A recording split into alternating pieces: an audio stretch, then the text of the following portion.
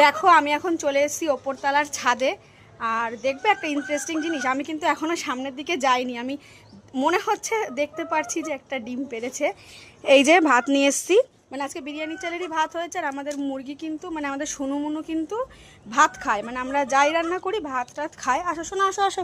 এই যে দুজন, মানে অপেক্ষা, মানে বুঝতে পারছো না, খেতে না দেওয়া অবধি।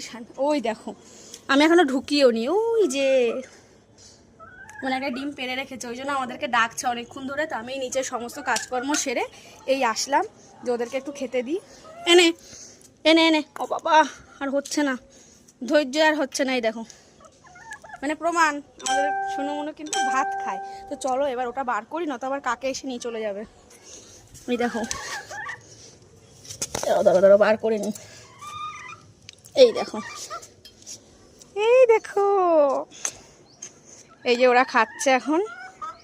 এই যে ডিম, মানে এত বুদ্ধি, মানে বিশ্বাস করো মানুষের মতো। আমার মানে বিশ্বাস হয় না যে ওরা ডিম দিয়ে আমাদেরকে লিটারেলি, এই যে দরজা এই যে দেয়া থাকে, এখন তো আমি ঢুকেছি, মানে ওরা আমাদেরকে ডাকছে যে যদি কাকে, মানে ওদের সামনে একবার কাকে ফেলে খেয়েছিল, তো ওইটা হয়তো তখন থেকে ওরা বুঝতে পেরেছে যে মানে আমাদের ডিমটাকে আমাদের কিছু একটা করে বাঁচাতে হবে, তার জন্য ওরা আমাদেরকে ডাক দেয়। তো আমি সেই জন্যই মানে কাপড় জামা কাচতে যাচ্ছিলাম, কারণ না আগে ওদেরকে দেখে আসি যে ওরা ডাকছে কেন।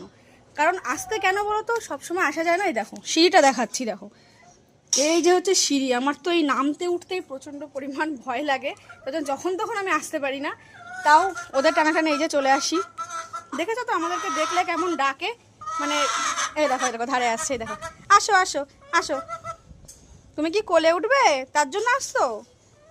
আর একজন ওদিকে খেতে ব্যস্ত। তো চলো এটা নিয়ে এবার নিচে যাওয়া যাক, কারণ আজকে প্রচণ্ড কাজ।